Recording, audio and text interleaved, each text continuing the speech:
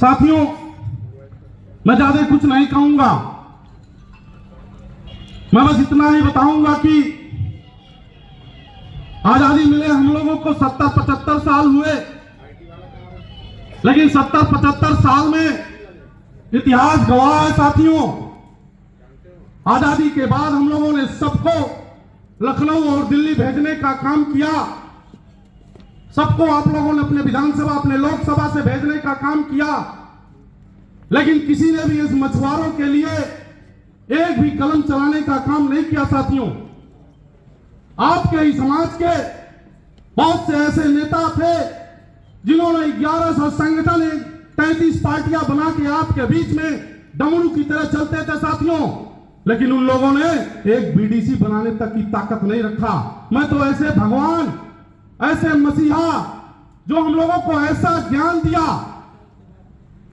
जो हमारे पुरखों का ज्ञान पहले उन्होंने खुद अर्जित किया, उसके बाद पूरे उत्तर प्रदेश नहीं पूरे भारत में जा करके एक बहुत बड़ी सेना तैयार किया, केवल मात्र अपने ज्ञान के द्वारा। मैं ऐसे महापुरुष को धन्यवाद दूंगा कि जिन्होंने प्रधान भी पैदा किया, बीडीसी भी, जिला पंचायत सदस्य भी, एमपी भी, एमएलए भी। आज देख लीजिए सरकार को मजबूर करके मान्यवर साहब पूरी उत्तर प्रदेश सरकार में कैबिनेट मंत्री हैं। यह बहुत ही सौभाग्य की बात है साथियों कि 75 साल में हम लोगों के बीच में कोई अगुआ ऐसा नहीं था, कोई मसीहा ऐसा नहीं था जो निषादों की आवाज आपके उत्तर प्रदेश सरकार के किसी भी मुख्यमंत्री से या पूरे भारत के यशस्वी प्रधानमंत्री माननीय नरेंद्र मोदी जी के सामने ऐसे बराबरी में बात करे। कोई ऐसा नेता हम लोगों के बीच में पैदा नहीं हुआ साथियों, क्योंकि मानव साहब बताए हैं कि भाई इतिहास से प्रेरणा मिलती है और प्रेरणा से जागृति मिलती है, और जागृति से एक सोच उत्पन्न होता है, और जब एक सोच के लोग इकट्ठा हो जाते हैं तो एक संगठन का निर्माण होता है, और जब संगठन का निर्माण हो जाता है तो एक शक्ति की उत्पत्ति होती है, एक शक्ति प्रदर्शन होता है, और जब शक्ति प्रदर्शन हो जाता है साथियों तो सत्ता परिवर्तन होता है। मानव साहब ने सत्ता परिवर्तन करके आपके सामने दिखाने का काम किया साथियों, क्योंकि साहब ही बताए हैं कि भाई जो अपना इतिहास नहीं जानता, जो अपने महापुरुषों का इतिहास नहीं जानता, जो अपने महापुरुषों का इतिहास खगालना नहीं जानता, वो कभी इतिहास नहीं रच सकता। आज हम लोग अपने पुरखों का इतिहास जान गए, आज हम लोग इतिहास खगाल के हम लोग ज्ञानवान हो गए मानवर साहब के द्वारा। तो आज देख लीजिए इस उत्तर प्रदेश में ही पूरे भारत में जो निषादों को मान सम्मान स्वाभिमान मिल रहा है, इन 70-75 साल में किसी ने देने का काम किया क्या? किसी ने देने का काम किया क्या साथियों बताओ? क्योंकि हमारा कोई डॉक्टर नहीं था, हमारा कोई अस्पताल नहीं था, हमारी कोई दवाई नहीं था साथियों, लेकिन आज हम लोगों के डॉक्टर माननीय डॉक्टर संजय कुमार निषाद जी आ गए, हम लोगों का अस्पताल हमारी पार्टी आ गई है, निर्मल इंजन शोषित हमारा आम दल, और हम लोग की दवाई चुनाव चिन्ह भोजन से भरी थाली आ गई है। नहीं आई है क्या भैया? नहीं आई है क्या? आज देख लीजिए मान्यवर साहब एक अच्छा ज्ञानवान थे, पहले डॉक्टर थे, इन्होंने अच्छी पढ़ाई किया और डॉक्टरी सीखा और अच्छे अच्छे मरीजों का इलाज किया, लेकिन मान्यवर साहब ने कहा कि मैं तो एक अच्छा डॉक्टर हूं, 19 किताबें पढ़ करके एक अच्छा डॉक्टर बन गया हूं, मरीज का इलाज तो कर दे रहा हूं, लेकिन इस उत्तर प्रदेश में पूरे भारत में जो मछुआ समुदाय में बीमारी फैली है, जो मछुआ समुदाय में कोई कहता है मैं केवट हूं, कोई कहता है मैं बिंदु, कोई कहता है मैं रखवार हूं, ये बीमारी को इन्होंने जाना और समाज की दवाई करने के लिए इन्होंने एक अस्पताल खोला, राष्ट्रीय निषाद एकता परिषद, और उस अस्पताल में मेरे मछुआ समुदाय के लोगों को इन्होंने अपने ज्ञान से उसे अपनी दवाई से उन्होंने इलाज कर दिया। आज देख लीजिए इस उत्तर प्रदेश की सदन में आपके 11 विधायक गरज रहे हैं, खुद मानव साहब मंत्री हैं, लखनऊ लोकसभा में भी आपका सांसद है कि नहीं है? क्या अच्छी दवाई नहीं रहती क्या हम लोग गरजते? बताओ भैया गरजते क्या? सही से बताओ गरजते क्या भैया? तब इसका मतलब हमारी सबसे बड़ी दवाई क्या है?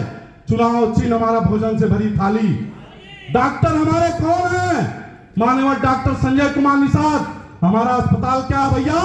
निर्बल इंडियन शोषित हमारा आम दल।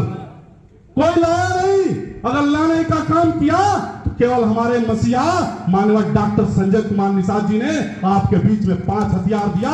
उसी 5 हथियार को चलाओ, उसी 5 हथियार को गांव-गांव तक पहुंचाओ। वो 5 हथियार कोई बम गोला बारूद नहीं है, मात्र उन्होंने सामाजिक ऊर्जा को राजनीतिक ऊर्जा में बदल के दिखाया और बदलने के बाद 5 हथियार हम लोगों के बीच ला के दिया।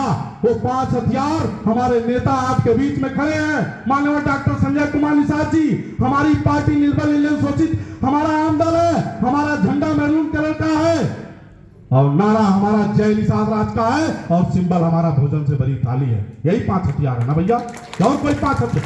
यही 5 हथियार सब लोगों ने चलाया, सब लोगों ने चला कर अपना हर हिस्सा, मान सम्मान स्वाभिमान अपने दरवाजे पे ले लिया साथियों। और जिस दिन हम लोग ये चला देंगे ना गांव-गांव, ये 18% मछुआ समुदाय जिस दिन जाग जाएगा ना, कोई माई का लाल लखनऊ की गद्दी माननीय डॉक्टर संजय कुमार निषाद जी को भेजने से रोक नहीं पाएगा साथियों।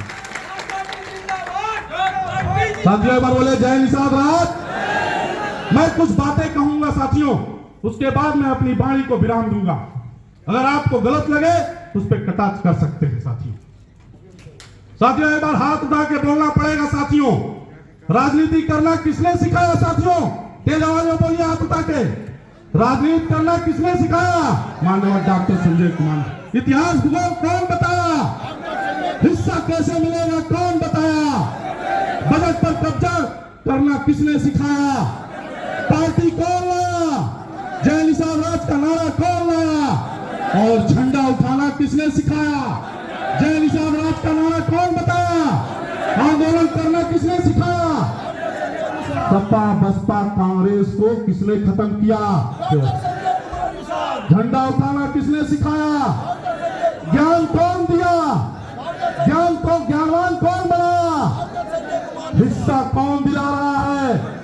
राजनीति करना कौन सिखा रहा है? वोट की कीमत कौन बताया? और पाव से पावर में आने का तरीका कौन बताया? इस मछुआरे कौन को कौन जगाया?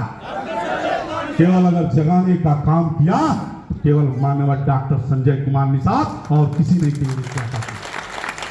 तो भैया आज आपकी पार्टी आ गई, आपके नेता आ गए, हमारे अगुआ आ गए, हमारा सब कुछ आ गया।